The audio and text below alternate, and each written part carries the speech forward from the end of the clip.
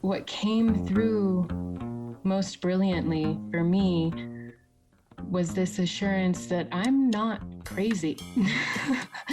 That even though I've had therapists tell me time and time again in my life that I need some kind of chemical, big pharma medication to correct my brain chemistry, or that the trauma that I'm experienced and these repressed memories or this or that or the other thing is the cause, and these alternative experiences that I'm having are just the effect or just the consequence of having gone through the things that I've gone through in my life. What Bufo gave me, and I think especially over that prolonged experience of working with it and in tandem with ayahuasca that I had been familiar with before, was this beautiful picture of the very restrictive perception we have as humans, and that nothing has ever been wrong with me. I just have a bit of a wider lens. Welcome to Season 4, Episode 9 of Ouroboros Story Hour, True Tales of Healing in Altered States. I'm your host and producer, Bob Cohen. I'm a dad, writer, and teacher. Ouroboros Story Hour began as a Boston-based underground psychedelic storytelling session for the local medicine community back in August of 2017. In our fourth season, the project has evolved into an international multimedia story platform that focuses on personal narrative and lived experiences as a means to explore how we live in relationship with each other, our conscious and subconscious minds, and the ineffable. Our mission is to promote connectedness, deep healing, and radical acceptance of ourselves and others by sharing and witnessing people's stories. Ouroboros Story Hour is for educational purposes. We do not advocate the use of illegal substances, nor do we provide opportunities for people to obtain them. We are committed to delivering Ouroboros Story Hour content free of charge, but we need your support to sustain the effort. Please subscribe to our YouTube channel, become a patron at patreon.com/storyhour, donate $10 in lieu of a ticket to Venmo at Bob J. Cohen, or to PayPal at paypal.me/BobJCohen, or you can always sponsor an episode. If you're joining us from the live stream, please say hi in the comment section and let us know where you're from, and of course, comments and questions are welcome. If tonight's speakers inspire you to share your own story, we interview prospective storytellers on a rolling basis. Contact me on Facebook and Instagram at All Smashed Together Ouroboros Story Hour, or by email at ouroborosstoryhour@gmail.com. Tonight's featured storytellers are Rosie Peacock from Norwich, England, Stacey Forend from Martha's Vineyard, Rob Jordan from Mexico, and Mayanna Shakti from Bailey, Colorado. So to get things going, I plan to share a story about the importance of being in conversation about our medicine experiences over the long term. When I first started my medicine practice, which was, I guess it's getting on 5 years ago now, I did what new converts often do. I dove in head first and enthusiastically went to ceremony after ceremony after ceremony after ceremony. I think in my first year I probably went to 10. And I dutifully would write down what I thought each of the downloads meant and did what I thought was a deep integration as I went along. And one of the things that I've noticed since my practices, I'm going to say it this way, since my practice has matured, we'll say, I'm learning that things that experiences I had in non-ordinary reality years ago that I thought I absolutely understood turned out to be wrong. And it wasn't until I sat with the material for a long time and until very particular things happened where I would say, oh, that's what that meant. And this is the adjustment that I really need to make. And so today, this actually happened this morning, in fact. I was talking to my shrink, and we were talking about my mom, who actually just died last week. And so ancestral trauma, making sense out of who I am and where I come from, have been occupying a big portion of my consciousness in the last couple of weeks. Because she was sick and we knew this was coming, but it was just, when it happens, there's a big difference between anticipating something and the actual happening. And so after it happened, I started working my way back, and I started thinking. Now I'm thinking, I've kind of switched from talking about my mom in present to past tense, and in doing that, I now have an entire body of information that's fixed or seemingly fixed, with which to sort of think about what it meant to be Noreen Cohen's son, to be raised by her, what it meant for me for who she was as a person, what I got, what I didn't get, what I needed that I wish I got. And it kind of got me like moving down this direction, in this direction of, well, my mom was 18 and my dad was 20 when when they had me, so it was a shotgun wedding. I was unexpected, and they were babies when they had me, and so they were still. I mean, they weren't growing up themselves. They were still kind of figuring out who they were as people and trying hard to sort of kind of like carve out space for themselves as human beings, as opposed to overwhelmed children with a baby. And so they came from. They came from poor families. Funny enough, my dad's father was a bookmaker and a loan shark, and my mother's mother, my mother comes from an Irish family where my grandfather actually abandoned them very early in the game.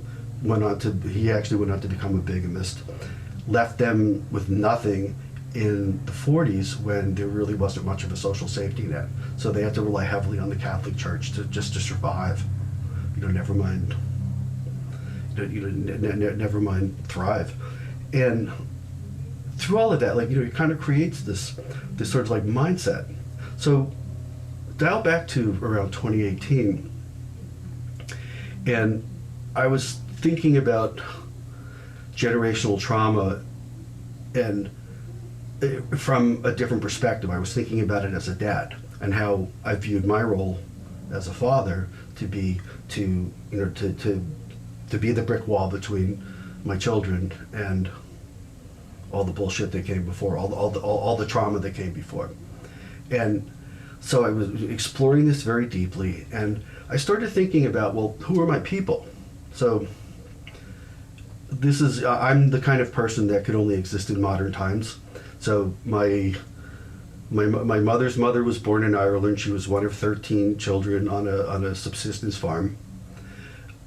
I actually know nothing about I know very little about her husband, who was, I guess, first he was born here. He was 100% Irish, but born here.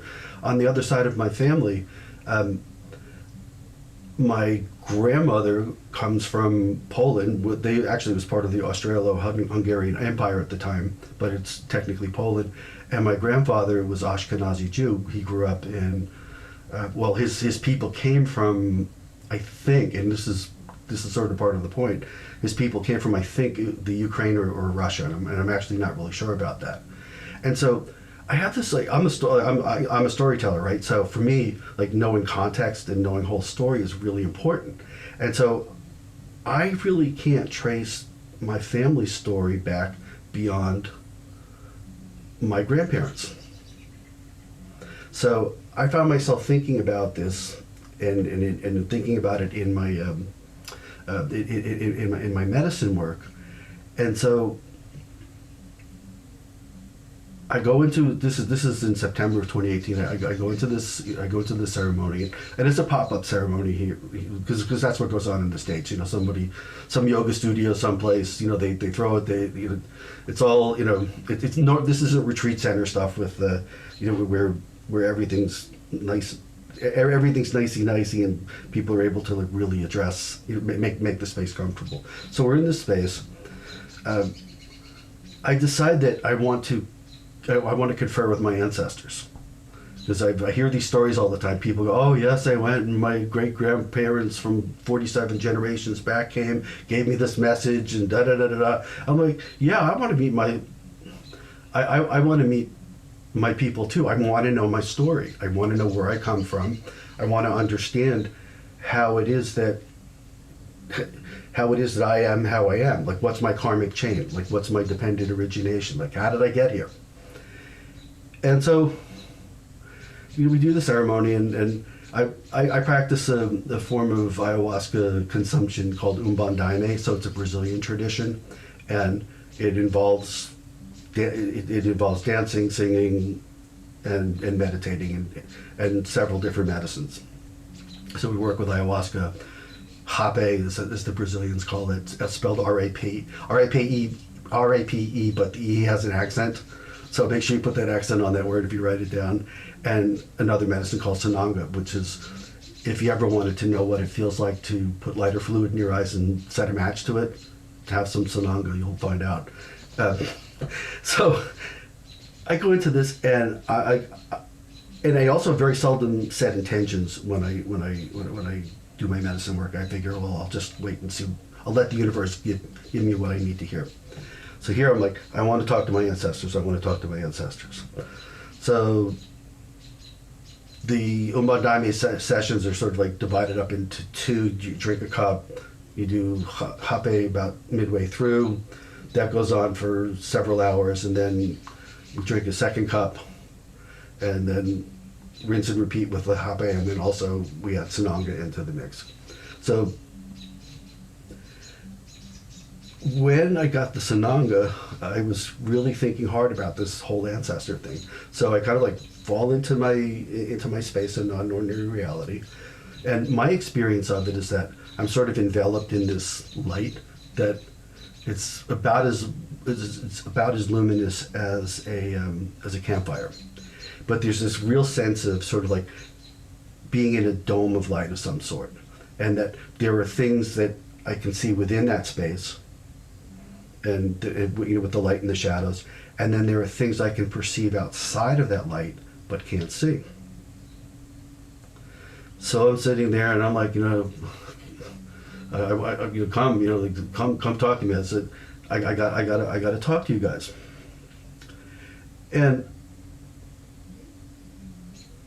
I feel this sort of like this group of people sort of like coming up close, but remaining just outside the light. And the way I've talked about this in the past has always been that one of the representatives sort of like came into the light and told me, fuck off.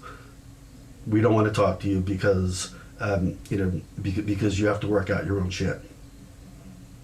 Because we don't want you blaming us for your problems. Which naturally is crushing, right? I'm like, Jesus Christ, I want you, like, I'm trying to figure out who I am, where I come from, what my stories are, and they're telling me this. So here I am, committing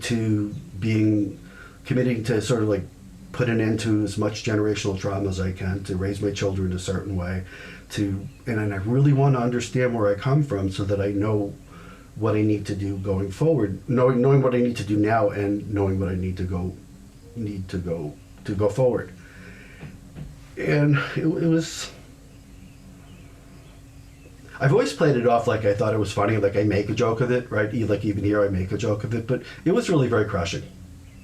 I mean, I felt rejected, and it reinforced the story that I had about my life and the life of the generations I could see. And here I am thinking, well, that old, I know it as apocryphally as a Native American expression that if you heal yourself, you heal 7 generations back and 7 generations forward. I want to be the guy, right? It's like I'm going, how do I heal if I don't know what's come before me? And so I left that, and since then, so we're 2021, so it's like 3 years.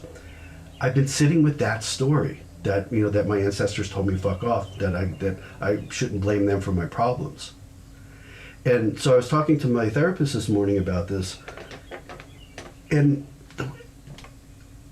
this has happened to me other times with my medicine work. It's almost like I can almost hear a thunk in my head, like where, so you know, where something like something shifted in the works, and a thing that I thought was spitting well wasn't quite fitting right, and suddenly things make sense. And I just stopped it. Like it was a Zoom session, so I just kind of like faded away, and I just was going, wow, this is really interesting. Like, this is really interesting. What, like, and I'm like, wow. And the message that I got, my shifted perspective is that I can only fix myself. That in as much as I am a product of where I came, of the people from whom I came, they're here, but they're not here. I'm here. I'm right now.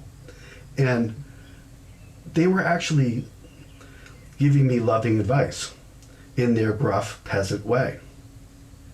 Because my family's very much like that. Like I'm from New York, so everybody, you know, we're all sarcastic, and we're all like, we love by, you know, we love aggressively, we'll say. And it was really that same thing. They were loving me. They were saying, how is it just now? It's the Zen thing. How is it just now? What are you doing? Like, how fix now? And that in the act of doing that, then what I seek will fall into place.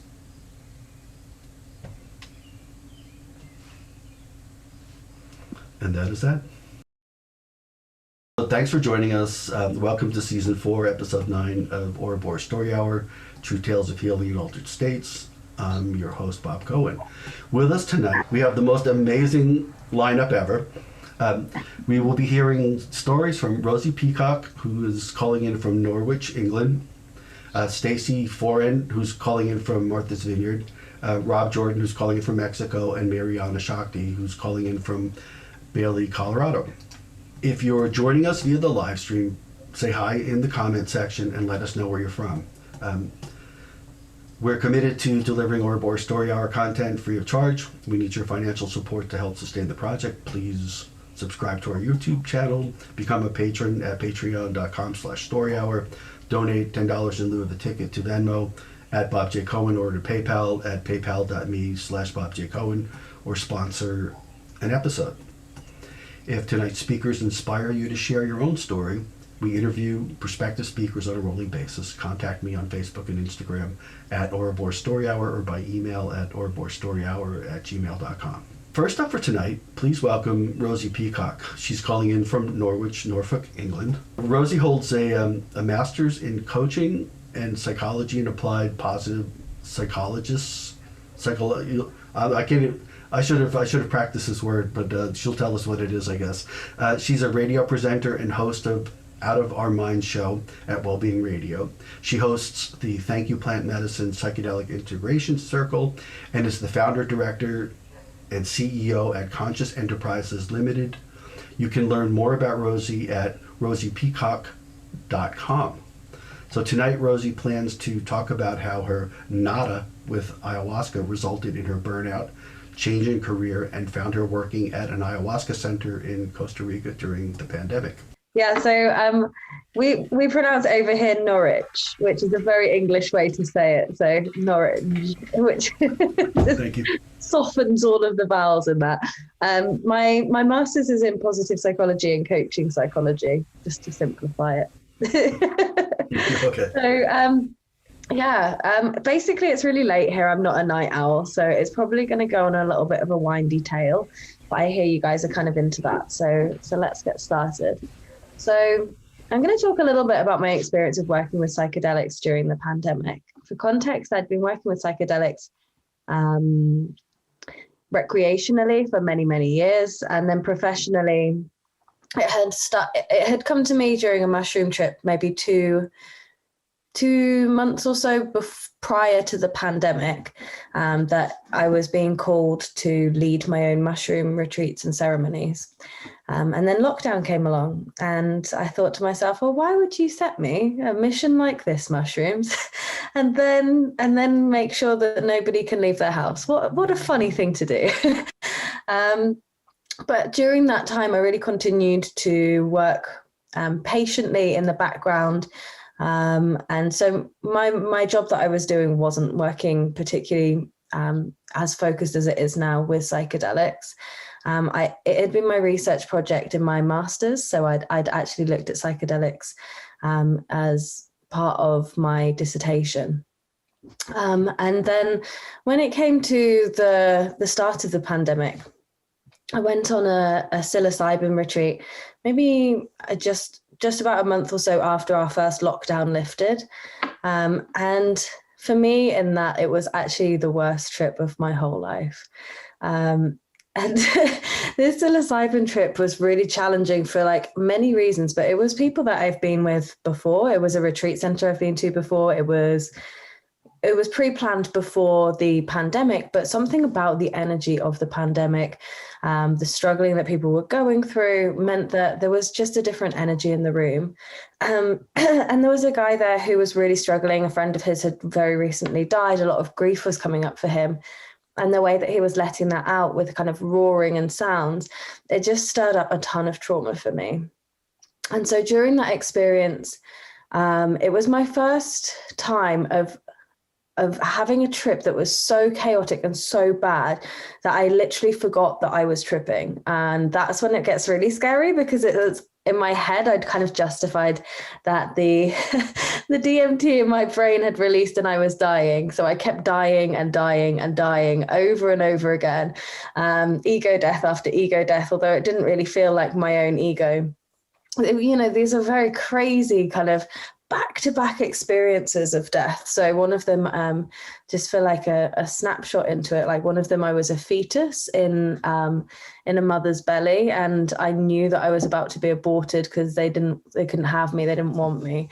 And it was lots like this, where it was almost tapping into fears of the collective consciousness. It was like very beyond who I am as a person. You know, I watched myself injecting heroin in this trip and dying in a gutter. I watched myself being abused by my father, who wasn't even my father. You know, like when you see in a dream that somebody's a person to you, or like this was my school, or, you know, it's supposed to be something, but it's not actually that thing. It was kind of like that.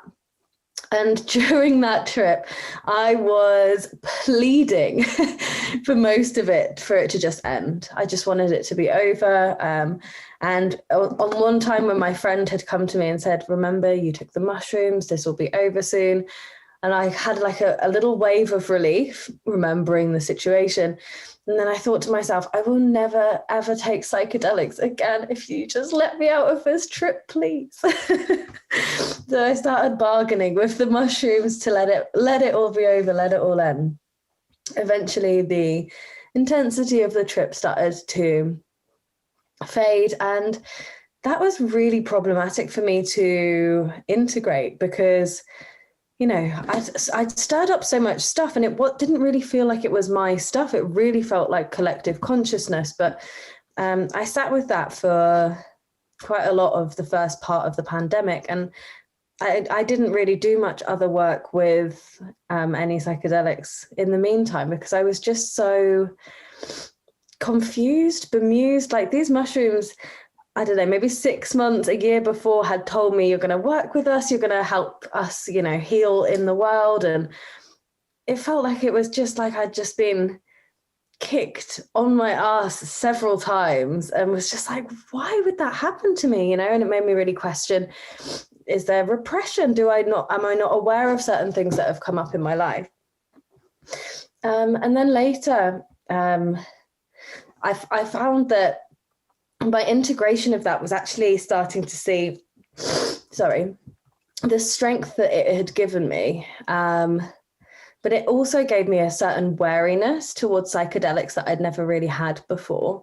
And so prior to this point, I was always somebody who would throw myself into any scenario that presented itself with both feet. And after that, I became a tepid toe dipper in the realms of psychedelics. And actually that was maybe when the most profound shift happened. So there's the scene set. Come with me to October of last year.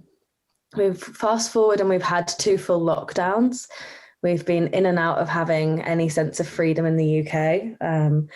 And at this stage, I've been invited to an underground ayahuasca retreat in the UK in October. And this one was a really, really fantastic retreat. It was a beautiful place. It was obviously not supposed to be taking place, but nobody could travel and nobody could really go anywhere. So everybody really appreciated being there. There was such a warm, beautiful space, just so much gratitude that people were able to connect and heal. And it was what everybody really needed. And I got there and I was just exhausted. I was knackered in my body. And during this time of the pandemic, I've got an online business. The online business was doing super well. And I was working more and more and more hours because I was taking on a lot more clients. And it got to the point where I was like almost obsessed with my work, you know, because I wasn't leaving the house really to do very much. And there was nothing else to really pour my time into. And I hadn't really realized how unhealthy or unbalanced my obsession with work had become. So to put it in context, maybe 60, 70, sometimes even 80-hour weeks were a complete norm for me. And I went to this ayahuasca retreat. I remember the week beforehand, the prep, just being like, oh my God, this is so annoying because this is getting in the way of my work, doing the dieta and stuff. And it's funny because I've worked with ayahuasca many times prior to that, but I've gone somewhere like Peru or Costa Rica, and I've worked with these plants in a way that you kind of take yourself out of your normal scenario, but doing it in the UK, I was very much here in my normal life, running myself into the ground and, you know, rolling my eyes that I couldn't have a cup of coffee on a morning because it would make me less productive. And I went there really asking for the complete wrong thing. And I went there asking, I just want you to be kind to me because I'd had this awful trip before. And I was just like, just please, whatever you do, just be kind. I just need some real gentle kindness, please, Mama. And so as we got the ceremony space set up and I started to lay down on my bed, I could feel like waves of lethargy sweeping over me. And then the first cup was called and I wandered up. I drank my first cup and went to lay back down, and almost as soon as my head hit the pillow, my nada began and I started sleeping. And then fast forward maybe an hour or so, people around me are starting to vomit. The noises in the room started to kind of wake me up. I start to rouse and the shaman says, would you like a second cup? And I was like, well, you know, I'm here and I'm doing the thing. Maybe I should. So I go up and I have the second cup, I lie back down, so I go straight back to sleep again. And, you know, everyone's in this process and they're, you know, it's not quiet. When you go to an ayahuasca ceremony, there's plenty of music, there's plenty of bodily noises. It's not the type of place that you would expect to have nothing happen. And I was kind of surprised, and it didn't even feel disappointing. This is the weirdest thing, is I knew that was just the space I needed to be in and that everything was still happening anyway. And I don't know if any of you watching have ever had a nada, but it's quite an interesting experience because it's like you get a reset overnight, like the computer resets overnight and it kind of wakes up with a new upgraded system, but you haven't had to go through the process of doing the some of the more traumatic side of the work. So she really did go super easy on me because I woke up the next day with so many downloads, and like, this is my notepad from the time, and like this literally, this much of it is just downloads from a night of sleep, just being asleep. And it was crazy to wake up and to realize that rest is a spiritual practice. And I was depriving myself of so much of that spiritual practice by being busy all the time, cramming podcasts into every free second, instead of just like enjoying a restful bath. I have a bath listening to an audiobook, you know, I was very much like always on, always thinking.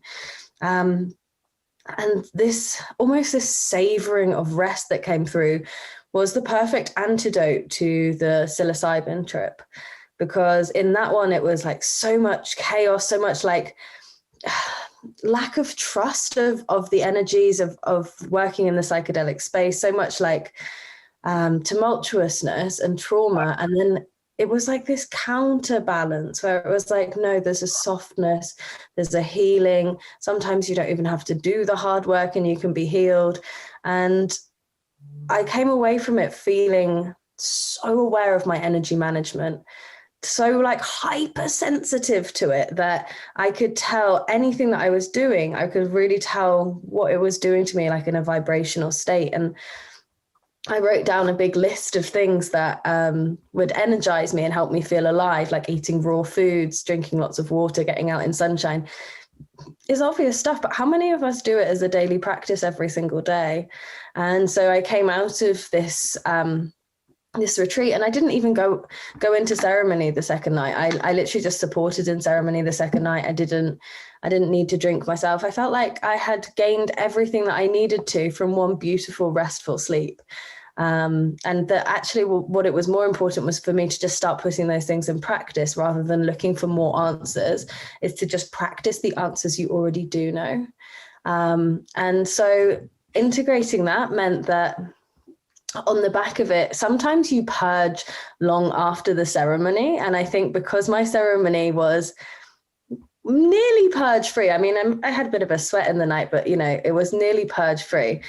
Really what happened on the other side of things is 2 weeks later, having come back to my job, seeing how it has affected me, super energetically sensitive, I burnt out hard and got a bout of the Rona. So I had COVID, I had burnout, and I was like, oh, life, how dare you? I just started meditating every day and eating all my greens and looking after my energy, finally was taking care of myself. And then I got COVID, and I couldn't see that it was part of this purge, this process at that time, until like the context of later. So it was a really hard time, because I was running a team with 8 people working for me remotely across the world, which I was coordinating. I was CEO leading the business. So, a lot of the decision making was coming down to me, and I was in bed with COVID and not really wanting to. I'd almost kind of fallen out of love. I got the ick about my business. Like it was really weird. Something had just shifted, and I was like, this isn't aligned anymore. And I thought, it's so impossible for me to do the work that I had been called to do, to work on plant medicine retreats, because of the way the world is right now. I told somebody on that retreat that I went on, the NADA retreat, that I was really interested in going to Costa Rica and that it had been calling me. Just after Christmas, just after my burnout and starting the process of winding my business down, letting members of staff go, really starting strategically to plan what the next direction might look like, I got a phone call from a friend who was on the NADA retreat with me, and he said, I've got an opportunity for you, and it's basically to do with marketing, which is what my first business was, in an ayahuasca retreat center, which is what my transitioning business was too. So I just thought, this is too perfect. And of all things, it was in Costa Rica, and it was in a botanical garden in the jungle, right by the beach, and England was headed fast approaching another lockdown. So I don't know if you guys know, but just after Christmas this year, we locked down the country all the way until April. So it was a really big one. And I was actually called out to Costa Rica for it. So I didn't have to stay in my home. I got to be on the beautiful beaches and in this amazing space, because I'd created space, in my timetable, because I'd been closing the business down, because I wasn't moving forward in that direction. I'd really taken a leap and taken a jump, and was just trusting the medicine. Even though I got COVID, even though I got burnout, I was just I feel so deeply in my core that what I need to do right now is to pursue this, and because it was following my highest excitement. And so, that's the story of how I ended up spending 3 months with the absolute pleasure of working with ayahuasca in the jungle of Costa Rica. And in context, coming back round, I feel like each one of the stepping stones was part of the journey. I feel like the disabling first trip of the pandemic was realigning me with a new version of myself. It was helping me tap into courage, let go of a lot of trauma. I left lots of time to integrate it. The second one was really about letting go of the structures that I had built. And then I was able to go and do a much deeper level of work when I went to the jungle. So I'm Rosie, and that was my story hour. Thank you so much. What a great story. So I always have questions. It was interesting to me how you talked about stirring up lots of stuff. How was that for you? And do you feel like you were? Do you feel like you've waded through that stuff yet, or are you still working on it? I think for me, I don't think you get to a point where you're just like magically cured, but I like to think of it a little bit like a spiral, where each time you learn a little bit of information, you can see this problem in the middle from a new context. And the wider away from the spiral you are, the more context you have, the more skills you have, the more tools you have, the more experience you have to deal with the thing as it comes up. And so, you know, childhood trauma is not something that disappears or is magically saved by working with plants. But what I have been able to do is to use that information to identify some of my core fears, notice where they're coming up, notice when they come up subconsciously and what they might be blocking me from doing. And so those have been really important aspects of my healing journey, that level of awareness about things that, you know, I hadn't really thought about. I hadn't really thought about how important it is to feel safe in your home. And when I was growing up, I had really strict parents. I was always being told off. So I'd be told off at school, be bullied by the people at school, and then I'd come home and I'd be yelled at for, you know, bunking off from class. But I was bunking off from class because the people in the school were bullying me anyways. This kind of stuff with this trauma, it is something that I keep getting more and more perspective on. So the first time I learned about it, I learned to see things from my dad's perspective, and I got to see the whole of my teenage years play out through my dad's perspective, and that allowed me to have a lot of compassion for him rather than play a victim mode. You know, the second time I revisited it, it allowed me to see the roles that I was playing in it, a bit more self-awareness, the times that I had instigated things or had been petulant or had, you know, allowed myself to not display the nicest qualities, and that actually a lot of the bullying was helping to soften me into a kind and compassionate person. So, you know, each time I've come back to some of these traumas and I've learned new things, and I think because this one was so baffling, every time I've had to think about a reason or a meaning for it, it's actually become something that's so much more meaningful because it was really fucking confusing. You know, if it had been something that was so easy to figure out, it's just like, oh yeah, this means this, then I wouldn't have kept looking for other meanings. I wouldn't have kept going deeper and digging underneath this experience and think, what more can I get from this? Because I still don't 100% get it. The other thing that I thought was really interesting that you said was practice the answers you do know. How does that work for you? I'm the type of person who will sit here with like literally a whole bookshelf of self-development books and then just assume that I am developed by osmosis. Some of them I don't even read. And I'm really good at having my profession be around helping others. So I'm really good at helping other people implement things. But one of my black spots is that, you know, my personal practice, I'll often think, oh, you know, I'm a professional, I know this stuff. And, you know, sometimes the ego gets in the way of the practice being as important as it needs to be. But nothing really beats discipline and consistency and dedication. And when you start chipping away at something every single day for your own well-being, it grows exponentially over time. And so for me, it was really, this time was about energy management. So it was about looking at, and I could really feel into it. It wasn't something that I had to try harder to do. Like my energetic awareness was so much richer than it usually is. And I was so much more in my body than in my thinking mind that I naturally wanted kind of live, fresh, healthy foods that made me feel vibrant. I didn't want to have caffeine and things that later made me crash. I didn't really want massive amounts of toxins, or I felt really like I didn't want alcohol or anything processed. I got really wanting to move my body a lot. It felt very natural to move my body, wanting to do breath work. Yoga, I'm a yoga teacher as well. So, you know, for me, having a daily practice, I put myself on the mat for 5 minutes and tell myself you can get off the mat after 5 minutes if you want, just to have that consistency. But what I was finding myself doing after this, sitting with ayahuasca, was, you know, I'd be doing of choice half an hour a day, every single day. And then COVID hit me. And so this like couple of weeks of having this super easy, super vibrant, incredible routine, that felt like it was really challenged by that. I struggled because I had no energy to manage. You know, I was really sick and unwell. Mm-hmm. And so then I was just like asking myself, what is the bare minimum I can do to make myself feel a little bit better than I felt the hour previous? And so for me, it was like it was a softening of that process. Sometimes it would just be journaling and just like writing it out. Sometimes it would be having a hot bath. Sometimes it would be going and seeing a therapist and to have a chat about some of the stuff that had been coming up for me, you know.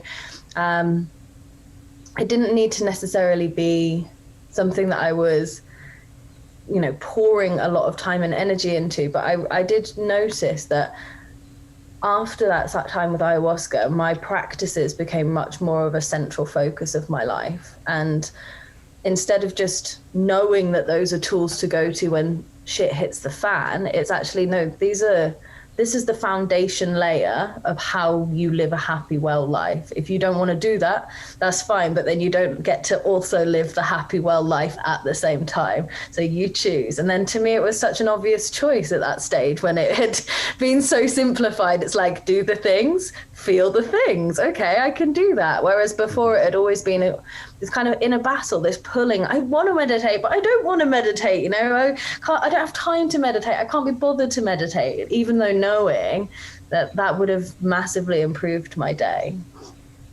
Wow. Okay. Well, thank you so much. That was it was wonderful. I guess the last thing I want to give you a chance to talk about is the work that you're doing, the integration work you're doing with Thank You Plant Medicine. Because I think that I guess integration is my unspoken theme for tonight. So it's no accident that the universe brought you here on this night. And so can you talk a little bit about that integration work? Sure. So my master's was in coaching psychology, and my dissertation was looking at the intersection between coaching and integration. So some people work with integration therapists, some people work with integration coaches. The formats differ slightly. So I do some work one-to-one with people. I do some work which is more like sharing circle work over with Thank You Plant Medicine. You can access those for free. So it's not just me that's doing them. I have a whole wonderful team of volunteers who work with me over at Thank You Plant Medicine. So we've got trauma-informed circles, we've got women's circles, men's circles, LGBT circles coming as well. So, and as well as kind of main general circles too. And I feel like because of some of the stories that I've shared this evening, you understand why for me integration is so important personally. Sometimes you have things that are hard to make sense of, and I think that's where integration comes in, is helping you give meaning and make sense of the things that you've experienced, and then to also have an action plan about how to move forward and someone to support you and hold you accountable. It's so great to come out with the afterglow from an ayahuasca ceremony or a mushroom trip and to be like, this is easy, but how does it feel, 2 months later when it's been some time and the stuff is kind of built up around you again like it had before, maybe job, maybe relationships, things like this. And the pressure comes back, and how do you maintain that vibration, that state that you've accessed from working with the plants? And that's really where my passion for integration comes in. So there's lots and lots of free resources. There's also, it's not something that I do, but there's a helpline. I don't know if you guys have heard of it. There's a helpline that people can now call for trip and integration support as well. I can't remember what it is, but I'll share the information over on the Facebook page afterwards. Great, thank you. I saw one on Trip Cities. Trip Sisters, yeah. Yep, great, brilliant.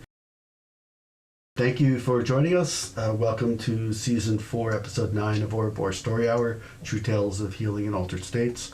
I'm your host, Bob Cohen. With us tonight are Rosie Peacock, from whom we just heard, Stacey Forend, who's coming up next, Rob Jordan, and then Mayanna, Shakti. If you are joining us via the live stream, say hi in the comments section and let us know where you're from. And of course, comments are welcome. And ask questions. We love questions. I'm not a college professor for nothing. I love questions. So we're committed to delivering Ouroboros Story Hour content free of charge, but we need your financial support to help sustain the effort. So please subscribe to our YouTube channel, become a patron at patreon.com/storyhour. Donate $10 in lieu of the ticket to Venmo at Bob J. Cohen, or PayPal, paypal.me/Bob J. Cohen, or sponsor an episode. If tonight's speakers inspire you to share your own story, we interview prospective speakers on a rolling basis. Contact me on Facebook and Instagram at Ouroboros Story Hour, all smushed together with the at symbol, or by email at ouroborosstoryhour@gmail.com. Up next is Stacey Forend. She joins us from Martha's Vineyard. Stacey is an intuitive healer, a free spirit here to assist in awakening the human consciousness and guide us along our journey of remembering why we're here.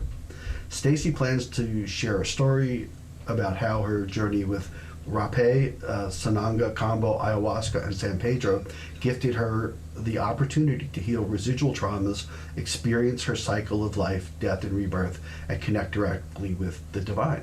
Welcome, Stacey. Thank you for joining us. We have this is our second month in a row with an island girl. Last month it was the island of Oahu, and now we have Martha's Vineyard. You're out there in the Atlantic, just a little bit, not too far from me. So welcome. So, generational trauma. This is how mine starts. So, I'm a child of an alcoholic and drug addict. And it's actually really fun to say that out loud to everybody. But I am. And he passed away, my father. Died in the year 2000. His birthday is yesterday, his Earth birthday. And ironically, or the way that the universe works magically, is that my ayahuasca ceremony, my first and only, was in July of 2019, 10 days before the 20th anniversary of his death, or 19th anniversary of his death. And so I really had put my dad on this kind of hero pedestal because I'm a lot like him. I carry a lot of his traits, a lot of his temperament, a lot of his addictions. I didn't have any addictions with drugs, but I did have an alcohol addiction. So as part of my healing, my healing journey, when he died, that really sparked a lot in me to begin healing. He died of a heart attack, very much out of the blue. He was 44. I'm now 44. So it was a shock. It was a shock to my family. I'm a family of 5. So I have 2 brothers and my mom. And I was shocked also to my father's family. He is a child of 7. And my mom is a child of, God, how did I forget this? But 10. And so there's a lot of trauma on both sides. And so when he died, this was a very big spark for me. And it actually sent me into a little bit of a downward spiral that I didn't think that I was ever going to be in. I never was the type of person that did drugs, alcohol, or anything until I graduated from high school, and then I started experimenting with alcohol. I started smoking cannabis and cigarettes.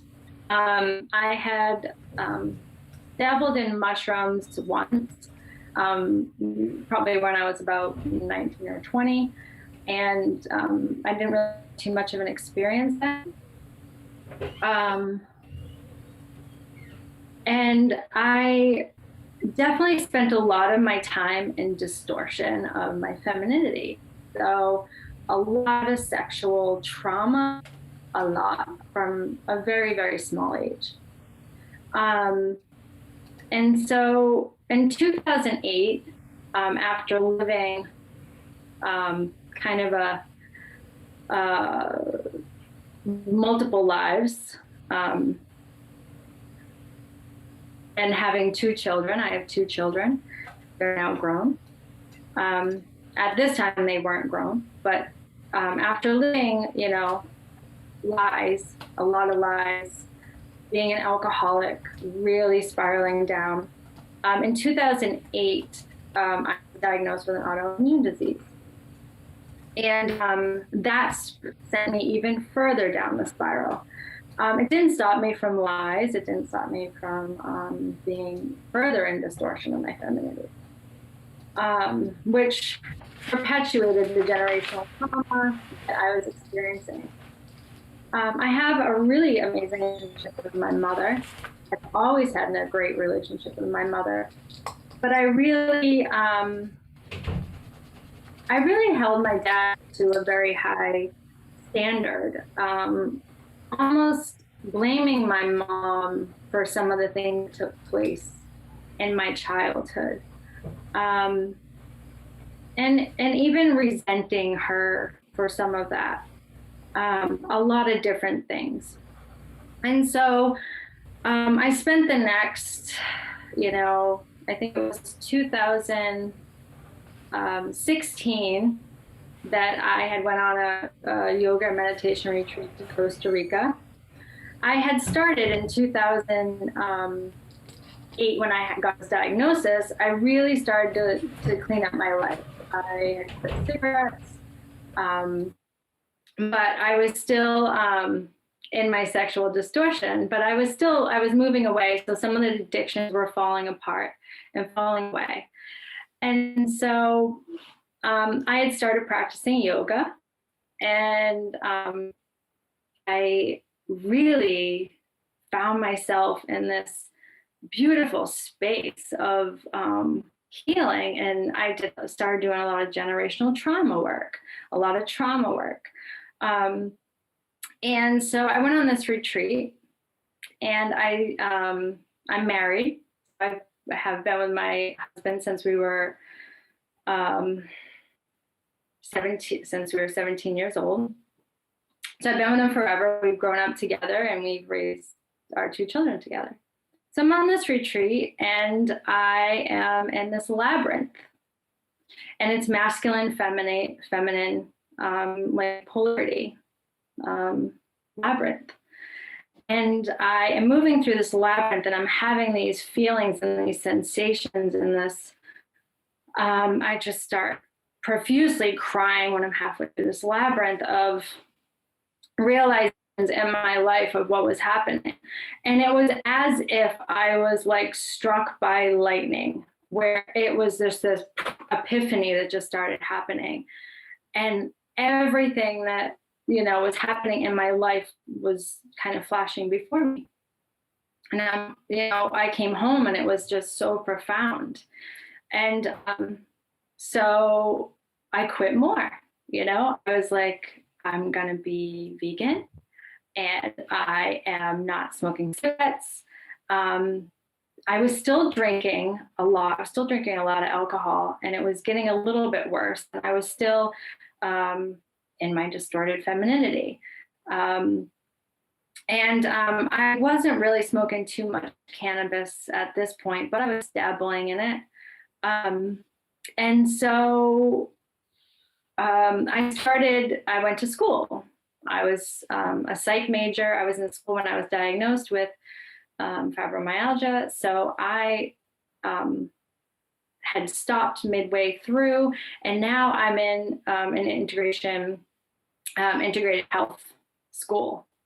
And I was presented with the opportunity to go on another retreat in Costa Rica in 2018. And so in 2017, in that early spring, summer, I had started dabbling in light medicines, so sananga and hape, which I did set intentions every time I took the medicines. And every time I took the medicines, it was to heal this generational trauma, this residual sexual trauma, this, all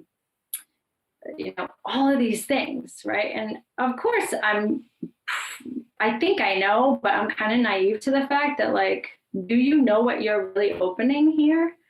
And no, I really didn't. So I went on this retreat, and when I went on this retreat, and at this time I had stopped drinking alcohol.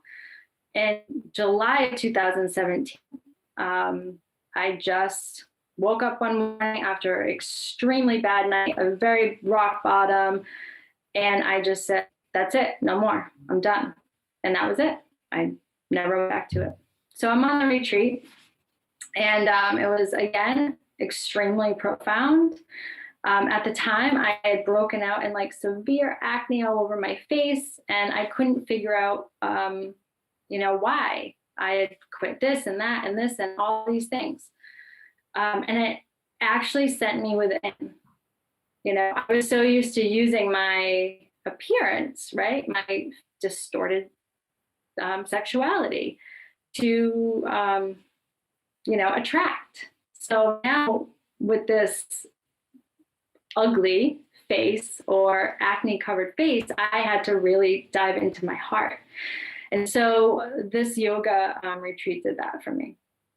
And I come back and I decided I was already enrolled in a yoga school. So here I am, I'm becoming a yoga teacher and enrolled in the yoga school. And I'm doing these light plant medicines, and I get the opportunity to do these shamanic death rites, and I'm in this like spiritual community, and I'm getting a lot of Reiki done, and I'm really healing a lot of this generational trauma, and doing these light medicines. And I use Kambo. Now I'm going to Kambo, which, if you don't know what it is, it's frog secretions, and it is you get burns. I don't know if you can see, but I just have 3 ports here, portals, and the secretion goes on your arm or wherever you have your portals. This is closest to my heart, so I wanted to hit fast. And it did, and I purged a lot that day. And so I'm really in the throes of all this. I feel like I'm at my best. This is 2019. I am like feeling so good. I'm feeling so clean. I've come clean to my husband about anything and everything that I've ever done. I'm in my truth. Everything is just perfect, right? And I'm still like with, holding my dad up on this pedestal. Look at me, Dad, and look at what I'm doing. You'd be so happy. Like, I know you're happy. I feel you around me. And I get this opportunity to go to ayahuasca ceremony. And it's in Massachusetts. And it was with a shaman that, has studied in Peru. And so I had other friends that went to him, and they really liked him, and it was really great. And it would be perfect for me for my first time. And so I felt the pull. I did. I felt the call. And I remember actually the first time I ever heard about ayahuasca had been like a couple years before that. And it's like when grandmother, I like to call her mother sometimes, when she calls you, you just know. And I just kept feeling that pull, like just this, I'm getting closer to her, I'm getting closer.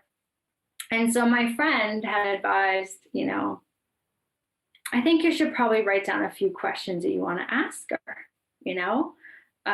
So naive Stacey wrote down about 10 questions, 10 things that I wanted to get out of the ceremony. I felt I was very clear at this point. even my body, how I felt, I was so light. And like Rosie said about the dieta, you know, it makes the diet that you have before ayahuasca makes a vegan diet look like silly. I mean, there's so many restrictions, because you want to be in this pure state. And you know, I had already eliminated all the cigarettes, caffeine. I quit coffee years, you know, before that. So, and you know, alcohol. So I was like in tip top shape. And so here comes the ceremony. The night before, right, I really wanted to talk to my dad in the morning. I wanted to see him, you know, I wanted to talk to him. I had so much to say. I had talked to him 15 minutes before he died. So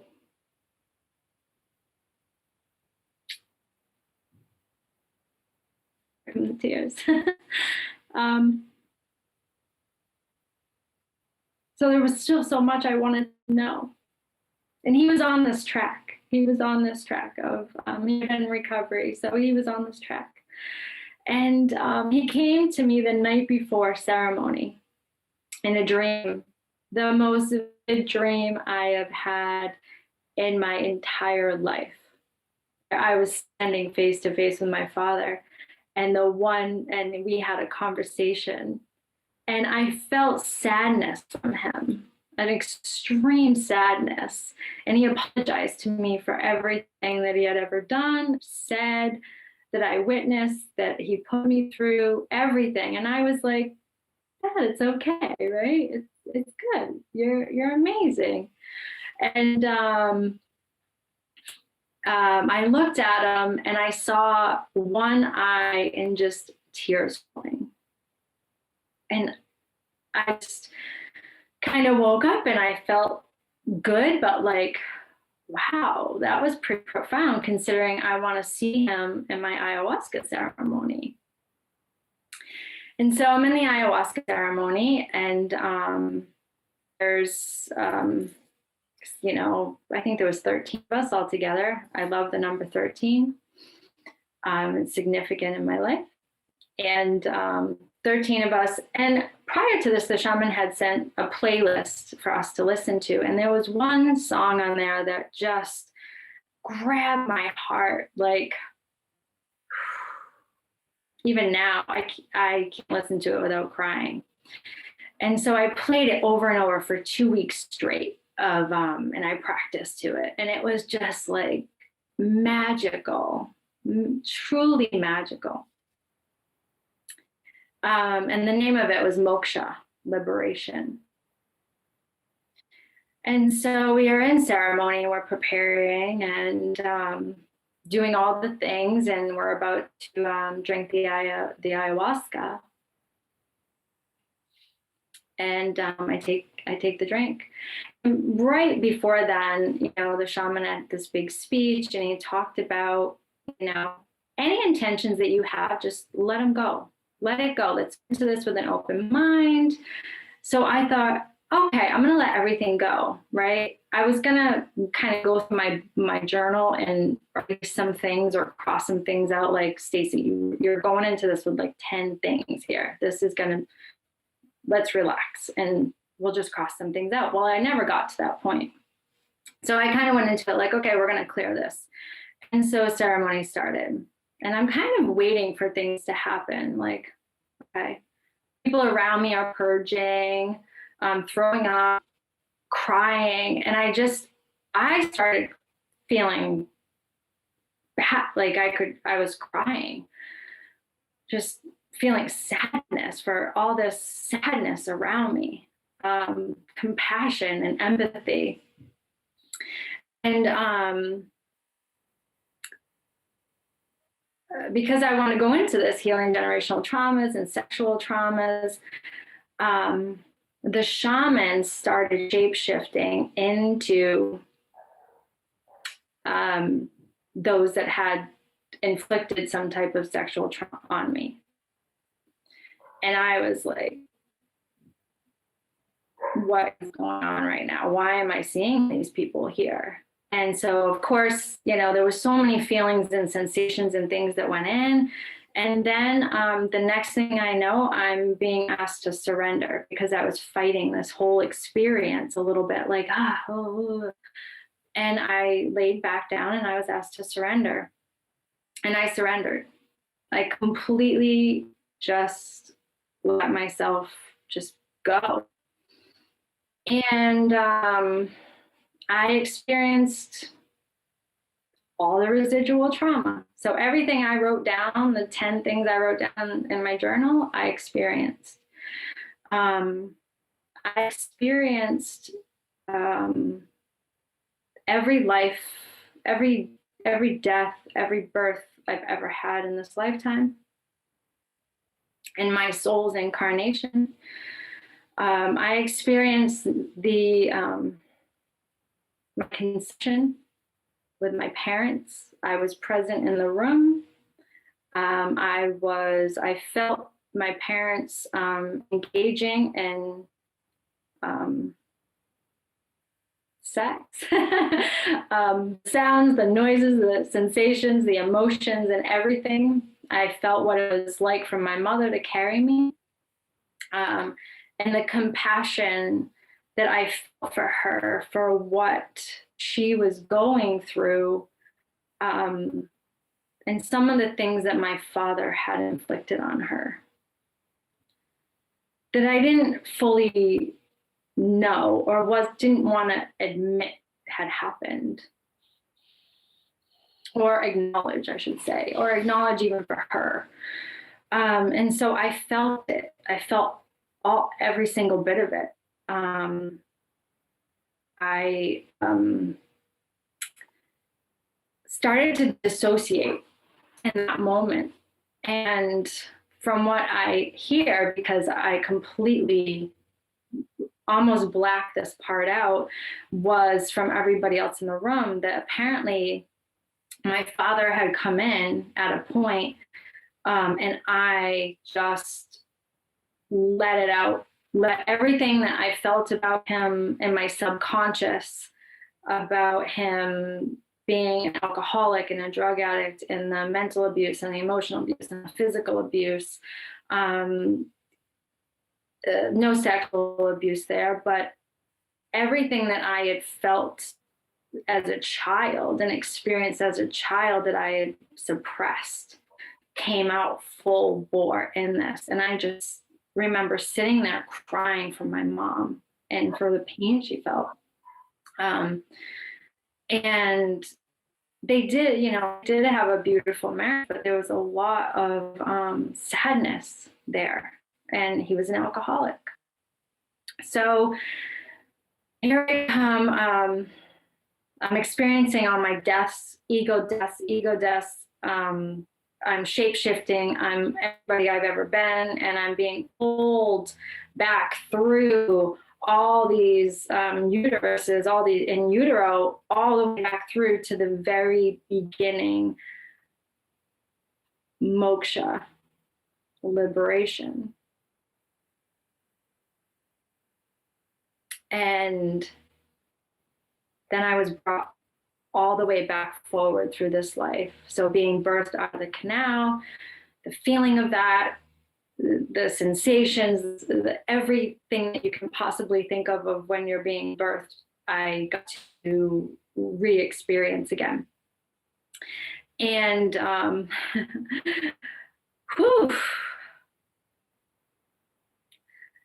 I found myself sitting in Indian style or cross legs style. Everybody in the house was sleeping except for the shaman and his assistant. And I was blown away. I was vibrating so high that I was flying. And I fell asleep for a couple hours. And when everybody woke up, we had our San Pedro, which is the grandfather medicine. It's called the grandfather. And basically, mother gives you all the information and grandfather organizes it for you. And I felt like things were being organized within me. And I leave, we ate and we talked about what had happened. And the woman had said, you know, one of us in this room had a very profound experience last night, et cetera, et cetera. And I was crying because I knew it was me. I knew I was liberated. I knew that I found grace and compassion and love, like all these things, right? And I was also out of my freaking mind. So we're supposed to have another night, second night. And I was getting my bed ready and I hear, no, go home. You're done here. Okay. So I went to the shaman. I said, she's sending me home. And he said, okay. And so on my way, I went. And so the next year and a half, I have spent my time integrating heavily. I had no idea the impact that it was going to have on me. Amazingly beautiful. But I didn't have an integration coach lined up. And I didn't know how to express all of the things that I experienced. And I had anxiety and I couldn't sleep because I'm journeying all through the night. So I learned, now fast forward a year and a half, I'm finally sleeping, I'm finally back into my routines, but it's like I was showed everything all over again. I had to go through everything all over again to come forward and not take, I don't want to say the easy way, but sort of like, you know, okay, you want to be a healer? Well, you've got to heal yourself from all of this. Here you go. And so I've spent the last year and a half with all different ailments that I've never have or never dreamed of, and having, you know, healing myself and setting up boundaries. And the people that have inflicted any type of sexual trauma on me, I have reached out to all of them and cut cords and called my energy back and forgiven them, having compassion for, you know, whatever it was that brought them to do that in the first place, which is not an easy thing. Having to be alone by myself, which I've never been by myself in like probably my entire life, in this life.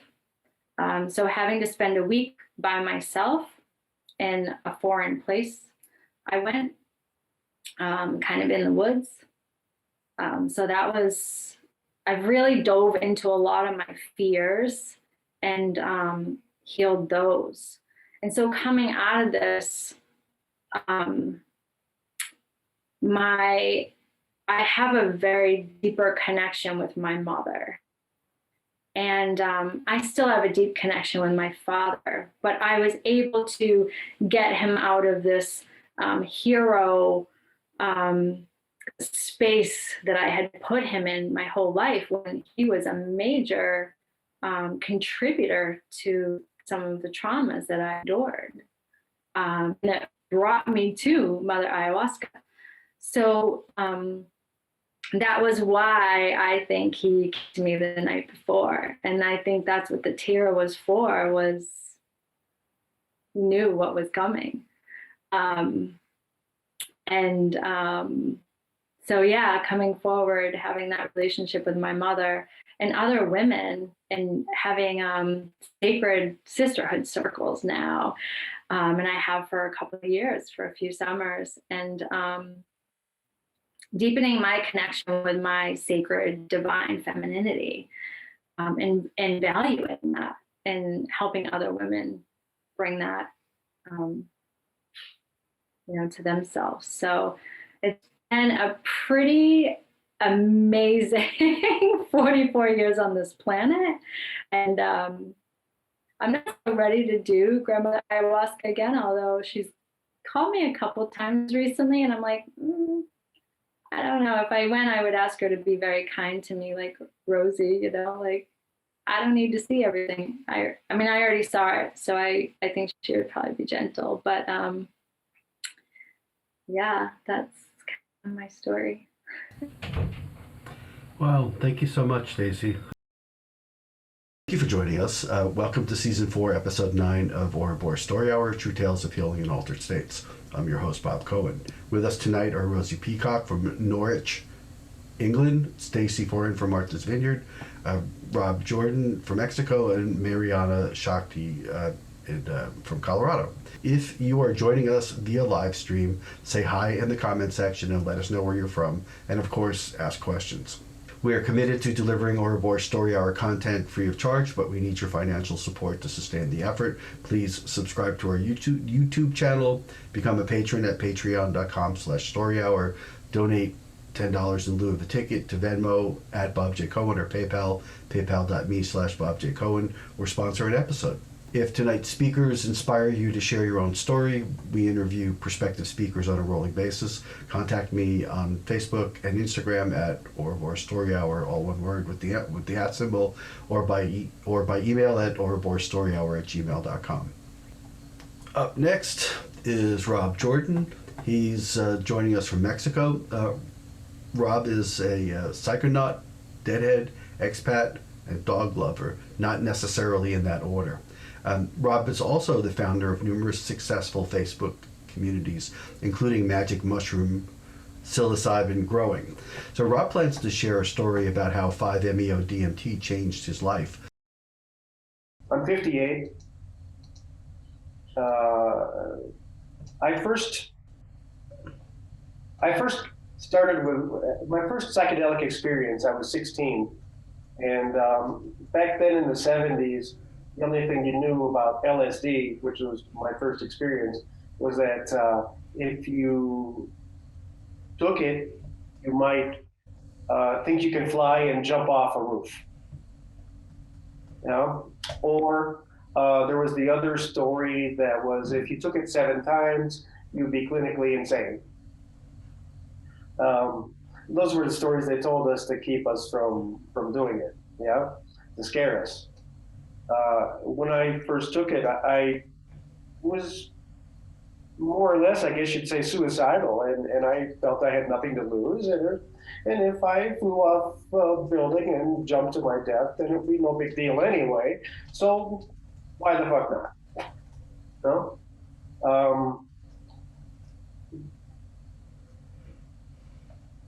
I took LSD a few times, and then I began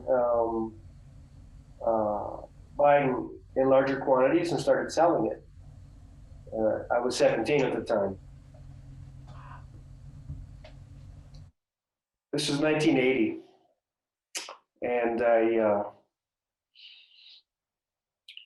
I decided after John Lennon was murdered, with a friend of mine, we decided to take 10 hits of LSD.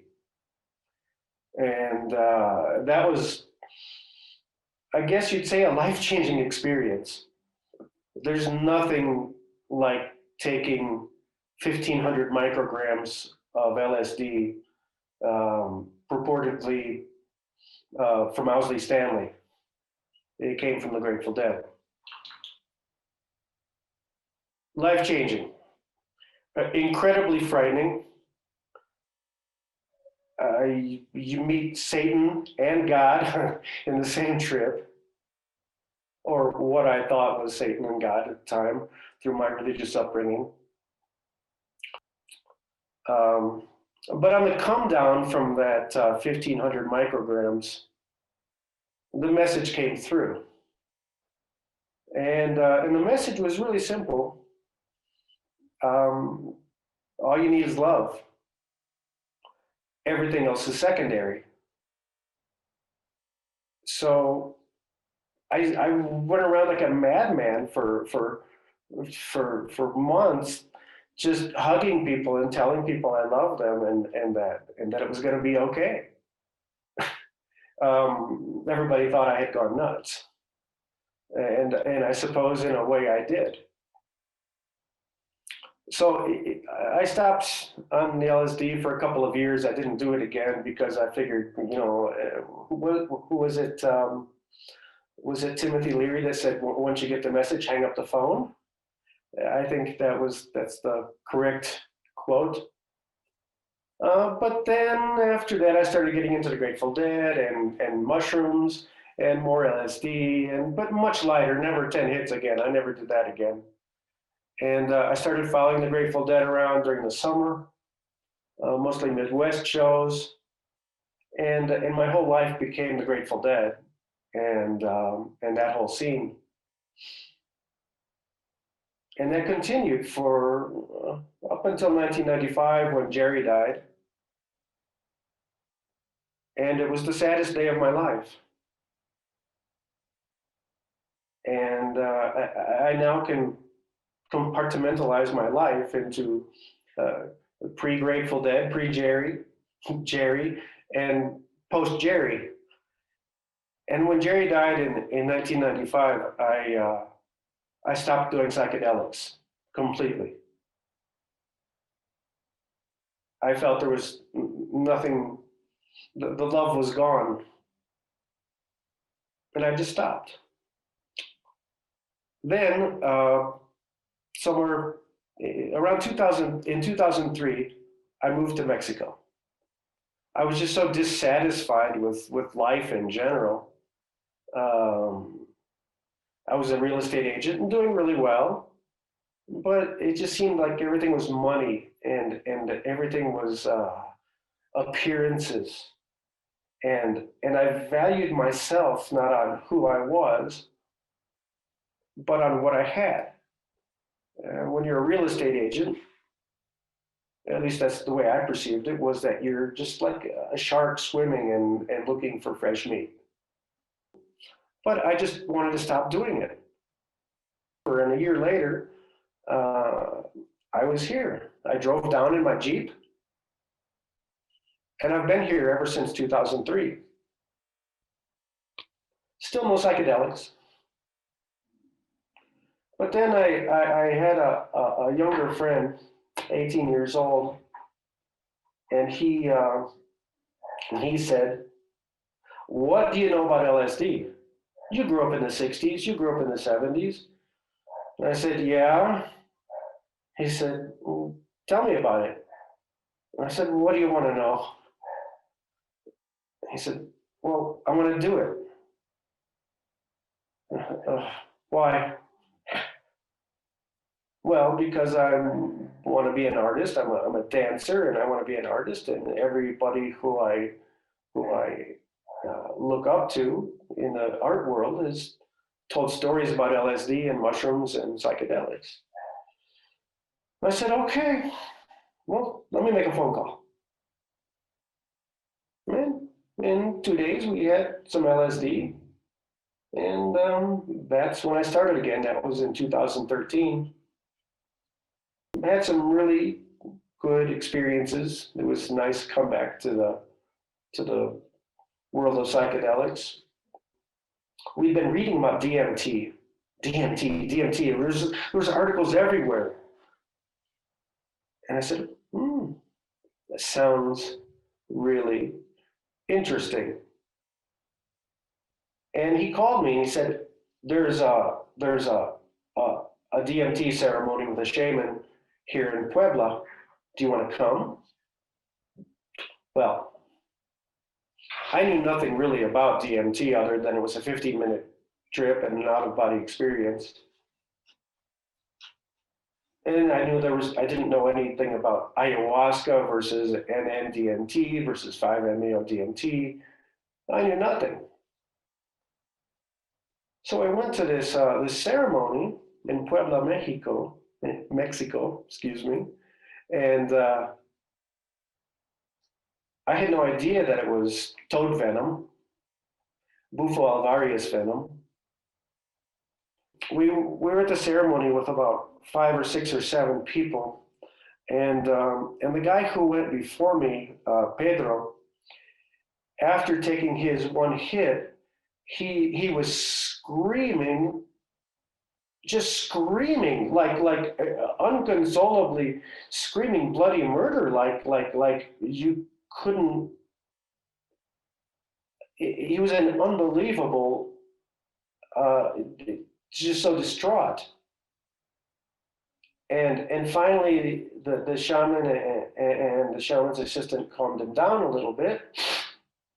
And then he was lying on the grass on his back, just lying there. And the shaman said, "Who's next?" Well, after Pedro went through his experience and is looking like this is, oh my God, who would want to do this? And I felt like I had to step up because nobody else was going to do it. And so I got this little ego thing. I'm going to show them how it's done. Well, although I was still scared, I'm epileptic, so I never quite know what these things are going to do to me. And I said goodbye to my friend in case that I never came back. Told him I loved him and see him on the other side if it killed me. And I took my one hit from the pipe. Actually, we smoked out of an Erlenmeyer flask, and it's vaporized. And I couldn't take in an entire 10-second pull. I got about 6 and started freaking out and held it in for about 6 seconds. After that happened, eyes open, eyes closed, nobody was there, no trees were there, no people were there. What I saw all around me, it was like being in a virtual reality helmet, and everywhere I saw swirling psychedelia, colors everywhere. And I opened my eyes and I closed my eyes, and it was still there. No, there was no people. It felt like being pulled out of this dimension and being transported instantaneously into another dimension of psychedelia. And then I laid down and I'm laying on the grass, and there's still the colors and everything, and the massive serotonin dump into your system. It felt like a mental orgasm. It was the most incredibly pleasurable experience I'd ever had. And you feel it, you hear a very loud tone. And for me, it was about 528 hertz. And this tone just vibrating through each and every organ. And it felt like the tone was healing each and every organ, just vibrating through my being. And then the music started, and it was Indian music, and I was transported into an ashram, and there was monks chanting over my soul, and they're chanting. It was Hare Krishna they were chanting, and it's so weird. And I was like, oh my God, this is the true religion, Hare Krishna. The things that were going, it's funny because even though I was disconnected from my body, my mental state was clear.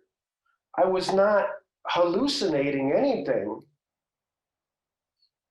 And these monks were chanting over me in Hindu and singing Hare Krishna. And it was, I felt like I was being healed through their chanting. It was incredible. After about 12 minutes of this, I started to come down because the effect of vaporized 5-MeO-DMT, Buffa alvarius venom, it dissipates very quickly. And everything, when I opened my eyes, I started to see everything is translucent and vibrating and like glowing. It felt like relief. The interesting thing is that the message was exactly the same as when I took 1,500 micrograms of LSD when I was 18. And the message was, love is all there is. Nothing else really matters. About 6 months later, I got some friends together here where I live in Jocotitlan, Mexico. And a couple of friends from Egypt, and a couple Mexican friends, and the shaman came to my house and spent a night, and we had a ceremony in the morning here in my house. And this time I was determined to take more, to pull in more. I wanted the full experience. And I sucked that pipe in hard until like for 12 seconds, and I held it in as long as I could. I let go, and boom, I was gone again. But it was a much different experience. It was much more intense than the first one, and there was no psychedelia. There was just white. And I found myself at source, the source of all souls. And it was just incredibly peaceful. And the only emotion that was there was love. There was no hate or fear or any sort of conflicting emotion. It was just pure love, like swimming in love. As I was coming out of the experience after about 20 minutes this time, I looked at my friends, and I saw their love, their fear, their sadness, their aura. I just saw through their humanity into their soul. For about 2 minutes, maybe it was a little longer, maybe a little shorter, I understood everything. It all made sense. And once again, the message was love. Just love people, forgive them. Don't worry so much about what people do or how they affect you. People are damaged. We're all damaged. We've all been through a lot in this life and in other lives. If people treat you bad or react badly to you, it's through their own trauma, and that they should be forgiven and should be helped. And just, there's really no way you can help anybody other than to love them. And then I looked up at the sun. It was about 1 o'clock in the afternoon. And for some reason, I saw the sun as the creator. And I still believe to this day that the sun is God, and that it's not just a ball of fire, that it's a conscious energy. And I fell to my knees at the recognition of this. And it was just the most incredibly beautiful profound moment of my life. And those 15 minutes were the most pleasurable 15 minutes of my life, just having been released from my humanity for a short time.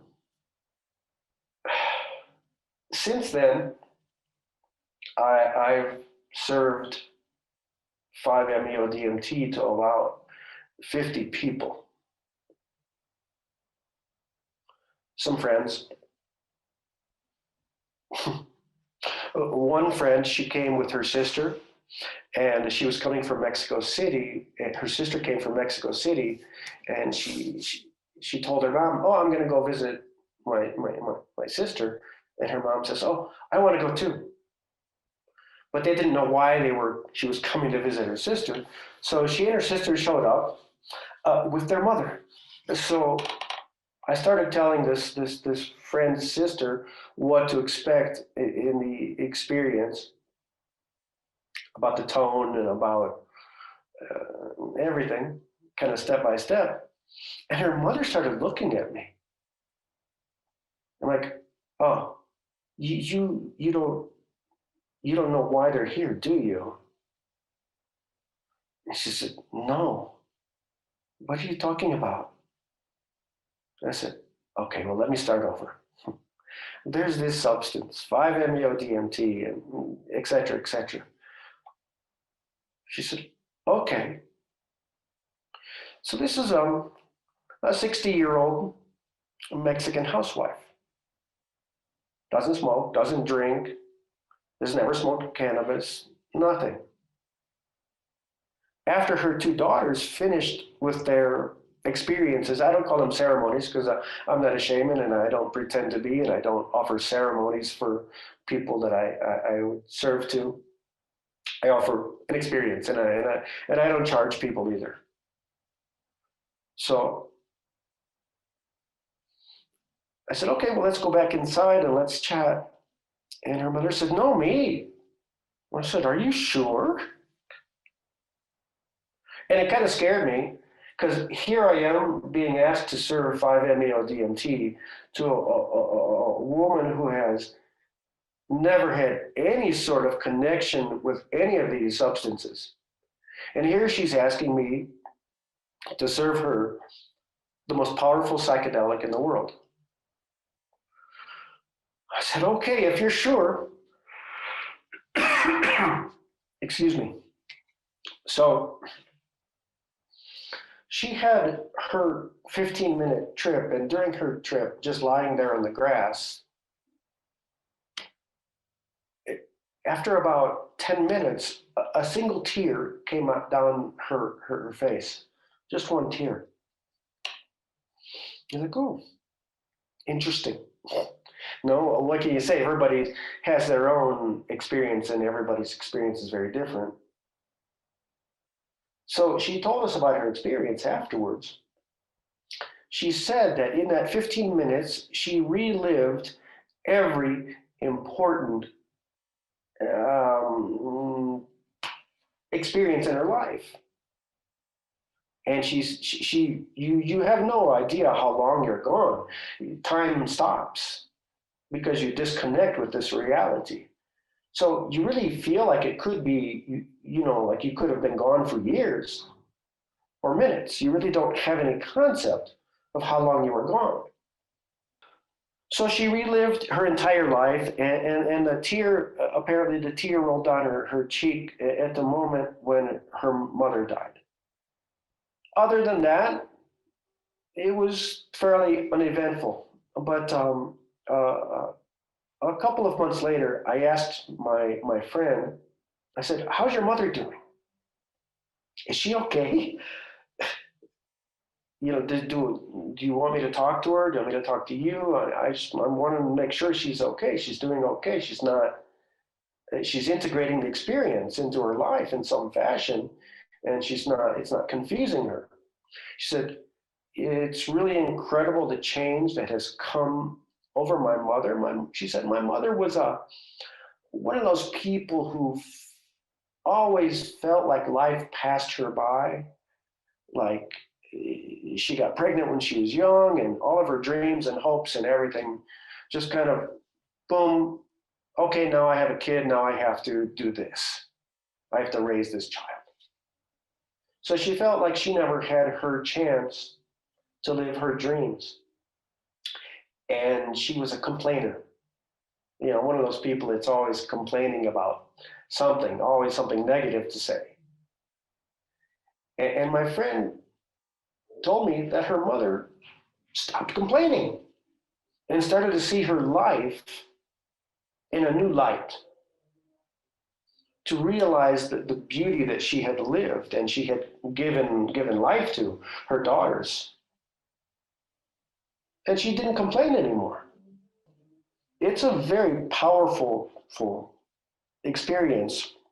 In 2019, I went to Tulum, Mexico, to serve 5-MeO-DMT with my shaman friend, who now we had become friends, and we went to serve to some deadheads, because Dad and company were coming to Mexico to the Riviera Maya, and I procured about 30 people that wanted to have the experience. One of those people, through his entire experience, I just held his head in my arms, and he just cried and cried and cried. Apparently his brother had committed suicide, and he was on the verge of doing the same thing. 5-MeO-DMT gave him back his life. Now he's in Costa Rica and helping others with plant medicine. It's really incredible, the power of this molecule, and it's also frightening. You know, to imagine leaving your body within 10 seconds of consuming one single hit is an incredibly intimidating thing to do. Because now you're like, oh yeah, no, I know what I'm in for. I'm not sure if I want to do this again. And your ego says, no, you're not going to do that again. Are you crazy? I'm not sure what else to say about it, other than it's just made me a better person.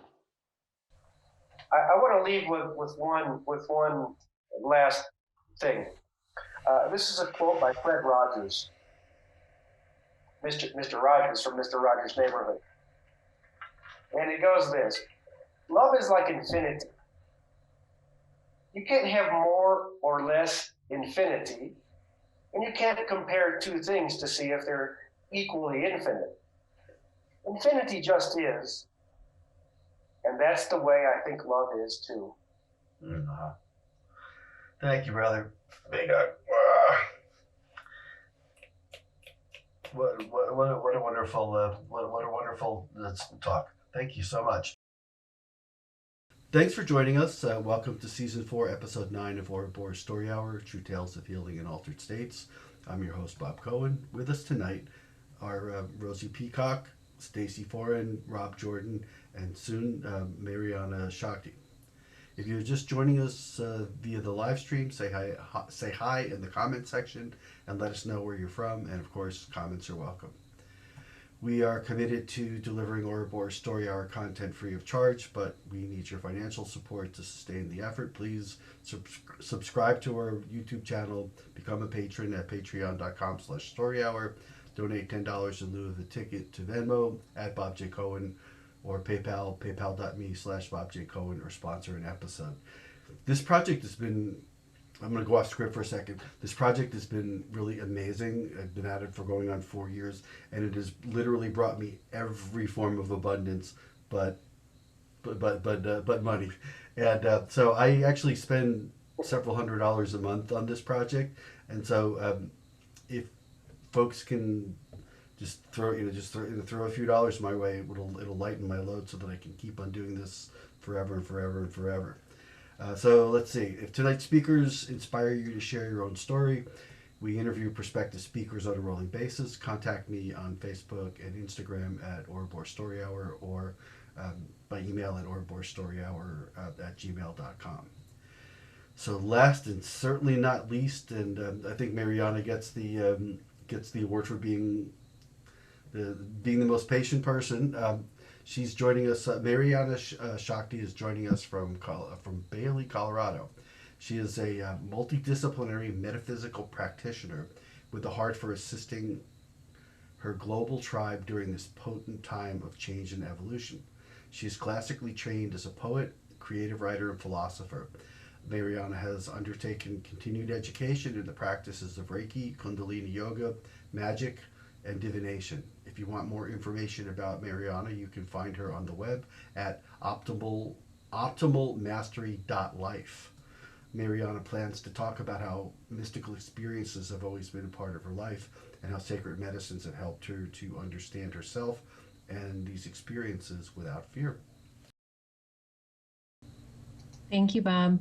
Oh, you're welcome. Here we are. And thank you, Rosie and Stacey and Rob. I really enjoyed all of your stories. So I just actually did Bufo last month.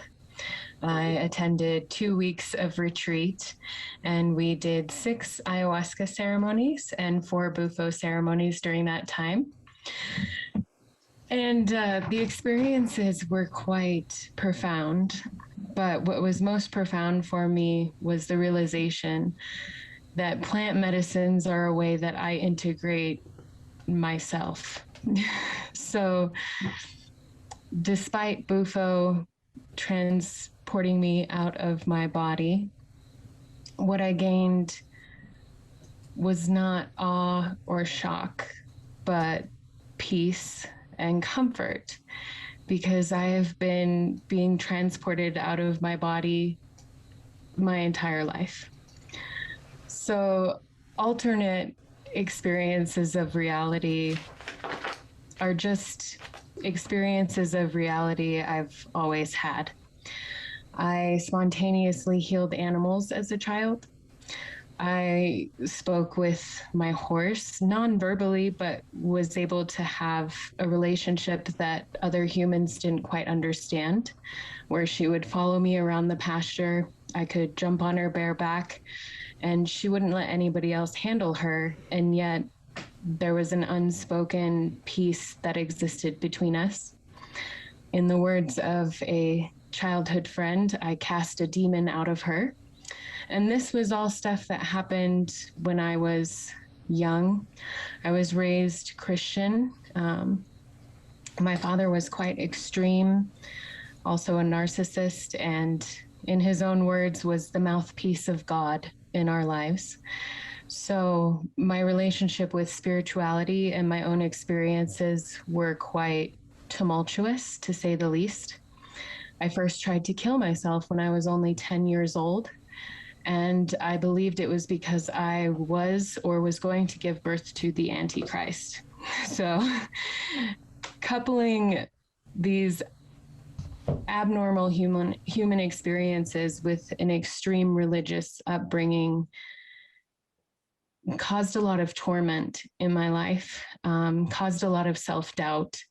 And my father would tell me not to believe things that I felt.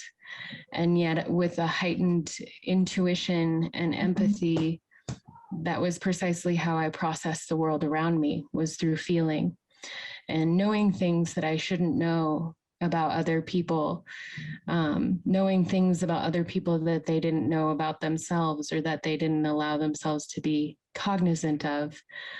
That was normal life. So certainly I spiraled down a journey of trying to escape myself. My first experiences with psychedelics were what I call escapist practices. And yet you can't go anywhere and escape yourself, right? So I kept having to come back to me and who I am, and what my parents would call this hypersensitive way of living in the world around me. And about 4 years ago, I came to terms with the fact that running away from myself wasn't actually getting me anywhere. And I could see very clearly how I was creating situations in my life that were causing pain for other people. I had utilized my hypersensitivity to become a master manipulator. And after a divorce, I was married in my early 20s, and that was crazy. But after I divorced, I became a sugar baby for a time and actively manipulated men to be able to travel and receive gifts and do whatever I wanted. There was an experience, an alternate reality experience that I had in the summer or in the spring of 2017, where I ended up having to commit myself to authenticity. I saw how I was creating a cascade of negative energy in the world around me through my behaviors. And I decided that even if the truth was ugly, I was going to finally face the truth. This endeavor of becoming my most authentic self led me to remember my magic. And like many of us, and kind of like Bob shared at the beginning of this story hour, we don't always know where we come from. And I have a very close relationship with one of my grandmothers, and I've heard many stories about her life from her. I've heard stories about her grandmother, but I had no idea until just a couple of years ago that my grandmother worked with poppies and was a medicine woman in her community, which kind of moved because they were a gypsy type of people, sort of nomadic. And she also bred tarot cards. So I found this out after me myself finding this path towards plant medicine, and then also becoming a diviner and reading tarot cards for myself and others. So in an interesting way, the history I didn't know that I had, the ancestral story that I didn't know I had, found me. And then I was able to be informed by my grandmother after taking up these practices that it is actually in my lineage.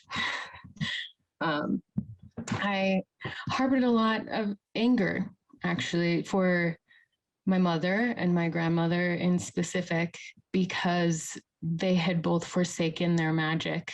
And here I was, 30-something-year-old, trying to accept myself for all that I am and integrate these abnormal experiences, just because I'm hypersensitive and don't have the option of being numbed out by all of the distractions of our world. And yet they had chosen to give up their magic for the sake of religion. My grandmother was, or is still, a devout Catholic, and she had had a priest do a ceremony or ritual to help her release her own gifts when she was a young woman. And my mother is a Christian and had similar experiences where she denounced her extrasensory abilities as well. And so upon realizing that all of this tumultuous hurdles of being would or could possibly have been avoided if I had had the guidance of my own family. And this is all happening subconsciously, of course. I wasn't even aware of this until the ceremonies I did last month. But it created kind of a distrust and an anger for not having that guidance and for having to kind of figure everything out on my own. And so fast forward through a traumatic childhood and a rebellious young adulthood, and finally regaining my own magic. that's when I found plant medicine. And my first ayahuasca ceremony was in 2018. And that first ceremony was definitely centered on healing trauma. I have done San Pedro ceremonies, LSD ceremonies, psilocybin ceremonies in the time since. All have been very profound. I went back for more ayahuasca to Costa Rica in 2019. And that was very much a full circle experience of helping me to integrate the healing for all of the traumas that I experienced within this lifetime as a human. And to be honest, when I was called to attend these retreats last month, I didn't really know what I was going for. 2020 was difficult for all of us, and certainly I was no exception. I felt myself dismantling and dissolving in a variety of ways. And I thought perhaps I was going to these retreats to sort of integrate all of this disillusionment that I had been experiencing during 2020. But when I arrived, it was so much more. And so how the retreats were set up, we did ayahuasca one night, Bufo the next day, ayahuasca 2 nights in a row, Bufo on the 5th day, had a bit of a break, and then started all over again. And I had never done Bufo or 5-MeO DMT prior to that. I approached the entire experience with quite a bit of humility and I would say anxiety, nervousness, knowing the power of the medicine and already being hypersensitive myself. I really didn't know what to expect. But it all worked together beautifully. And what I found on the 5-MeO DMT was the stuff that makes up the portals that I see without trying. And the stuff that connects me to my clients when I read divination for them, and the stuff that is the healing energy of Reiki that I am a practitioner of, and also some of those mystical visionary experiences that come through when I'm meditating or practicing Kundalini yoga. And what came through most brilliantly for me was this assurance that I'm not crazy. That even though I've had therapists tell me time and time again in my life that I need some kind of chemical, big pharma medication to correct my brain chemistry, or that the trauma that I'm experienced and these repressed memories or this or that or the other thing is the cause, and these alternative experiences that I'm having are just the effect or just the consequence of having gone through the things that I've gone through in my life. What Bufo gave me, and I think especially over that prolonged experience of working with it and in tandem with ayahuasca that I had been familiar with before, was this beautiful picture of the very restrictive perception we have as humans, and that nothing has ever been wrong with me. I just have a bit of a wider lens. So I don't know how you can quantify a gift like that or even qualify it, because to go your whole life thinking something is terribly wrong with you, and to find that no, nothing is wrong. You're exactly how you're supposed to be. It's just people haven't let themselves peek behind the veil that you're dancing behind, you know? And so in this way, the plant medicines have helped me to integrate my life. And of course, I'm integrating those experiences, and it works one way as well as the other. But I'm really excited to bring this wisdom to my clients, to my friends, to my family, to release that anger. You know, I am estranged from my father for a number of reasons, and that I've worked on with the medicine, but to not even realize that I carried anger for my grandmother, my mother, for abandoning me in my experiences, and to have that transmuted and healed without any effort, without any conscious intention, was just miraculous. And to see that I have that power at all times. And yes, these sacred medicines can be the doorway and can be the window, but to really invite the integration of my own magic and my own medicine so that I can perhaps reach people who can't access these sacred medicines here in the United States or in other places, and give them other doors and other windows to be able to have their own mystical experiences.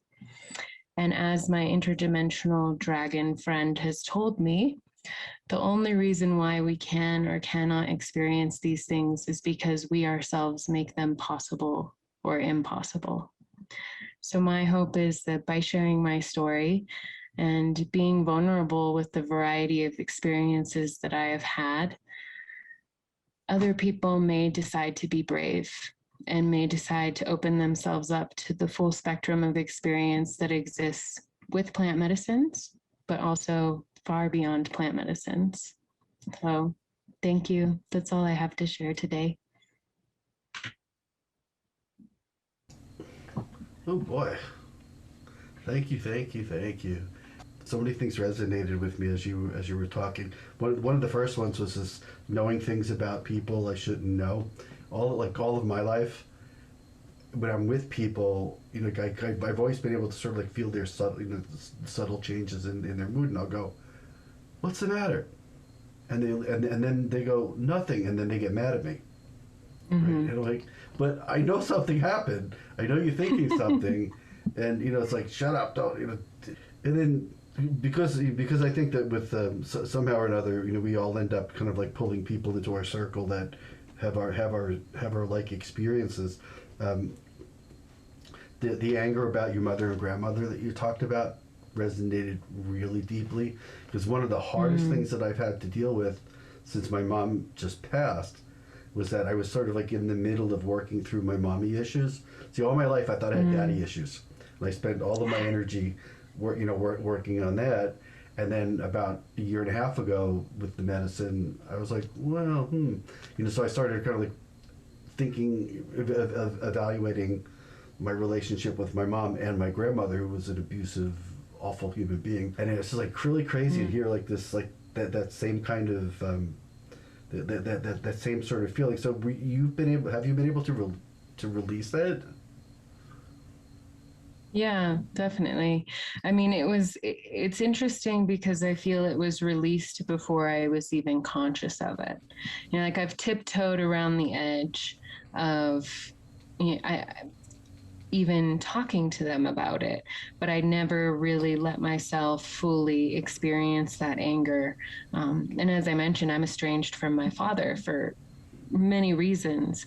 But I think a part of it, my ego didn't want to lose those relationships. And so kind of muffled and suppressed my true feelings within those relationships. And so to experience those things release without ever knowing that I was holding on to them was a very, very unique experience. And the only thing I can describe it as is freedom. And just realizing that in that instance and in every other instance, I am the one holding the chains with which I am shackled. Yeah, that's a hard lesson to learn, because you do all this work, and I experience this. It's kind of strange because I came to psychedelics and plant medicine very late in life, so I had access problems. I mean, my standard joke about this is that when you're young, drug dealers. You get a little older, people who know drug dealers, and then you get a little older, and then you don't know anybody. And if you ask for it, everyone thinks you're a narc. And so when I started like, so, it's true. So when I started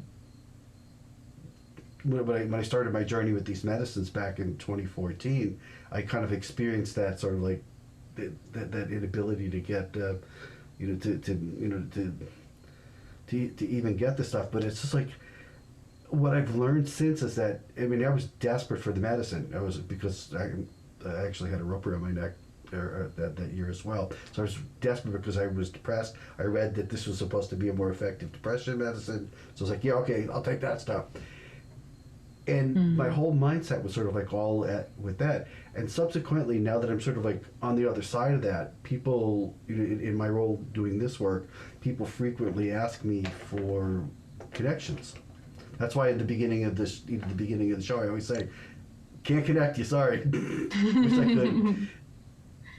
And it just, I've learned, like, as you did, like that it's the medicines are just a way to connect with non-ordinary reality. We talked about this, right? Like it's a way to do it. There are lots of different ways to do it, and we're almost with this sort of like psychedelic renaissance that we're experiencing. We're almost sort of like it's really the same programming, right? It's like use these substances. The old ones don't work. SSRIs don't work. So we got this other, we got these new old substances here. You use these. These will fix you for sure. Microdose. Do. It's really. It's such a brilliant message to give to people, and it's nice that because you work with a bunch of different modalities, that you're able to sort of like maybe bring people to those, offer them different portals to the same place. Exactly. Yes. And that's my greatest hope, is to show people, I'm not a guru. Nobody's a guru. Nobody's going to save you. You're your own guru. And as long as we're looking for the answer outside of ourselves, we're always going to find the next doorway. So it's that turning within that I think the most magic can happen. And yes, there's a million different ways that we can facilitate that and give ourselves permission, which is what I think we're really doing with these psychedelics and other modalities, is providing those stepping stones so that it can make sense to this more egoic, ordered mind that sees things as sequential and has to make sense of reality. And so we're almost giving ourselves grace through providing these different ways to achieve it, but it's always there. It's always present. It's always ours. So I guess the difference is, if you take that 10-second hit of 5-MeO, you're going on the journey whether you want to or not. Whereas otherwise, you might have to practice for 10 years in a meditation practice to kind of like be able to get to that same place. So it makes it really attractive. But at the same time, then it also might give people information they're not quite ready for yet because they haven't prepared the rest of the rest of their. You're going to spend the 10 years. It just might be afterwards in integrating. Right. Yeah. Yeah. The devotion has to come. Yeah, exactly. Yeah. Thank you for joining us. This has been Season 4, Episode 9 of Ouroboros Story Hour, True Tales of Healing in Altered States. I'm your host, Bob Cohen. I'd like to thank tonight's speakers, Rosie Peacock from Norwich, England, Stacey Forend from Martha's Vineyard, Massachusetts, Rob Jordan from Mexico, and Mayanna Shakti from Bailey, Colorado. We're committed to delivering Ouroboros Story Hour content free of charge, but we need your financial support to sustain the effort, so please subscribe to our YouTube channel, become a patron at patreon.com/storyhour, donate $10 in lieu of a ticket to Venmo at Bob J. Cohen, or PayPal at paypal.me/Bob J. Cohen, or sponsor an episode. If tonight's speakers have inspired you to share your own story, we interview prospective speakers on a rolling basis. Contact me on Facebook and Instagram at Ouroboros Story Hour, or by email at ouroborsstoryhour@gmail.com. Season 4, Episode 10 will air on Thursday, June 17th. See you then. Thank you so much for joining us, and have a great night.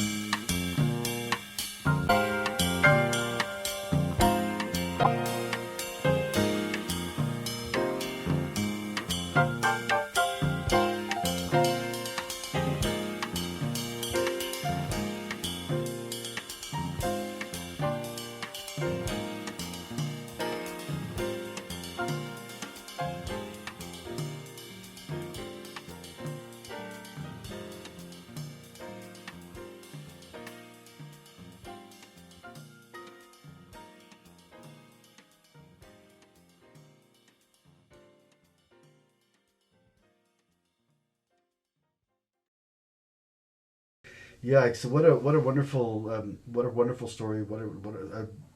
Everybody was just great. I get to the end of these nights and I'm always I'm always feeling very emotional. Let me close out things and then I'll turn off the live feed and we can say our goodbyes. So just hang on a second. Let me do the kind of the housekeeping stuff. Alrighty then. First, a little bit of, I guess, about 5-MeO-DMT. It's it's quite the experience. One hit, just one good solid hit where you pull for 10 seconds, hold it in for 10 seconds, and as you're exhaling, you completely fall away from your body. You're not and no longer connected with your body. It is the most intense psychedelic experience that you could possibly imagine. Yet, it's not usually colorful and psychedelic. It has a nickname. 5-MeO-DMT has a nickname. It's called the God molecule because you, for lack of better words, meet God or understand what this is all about.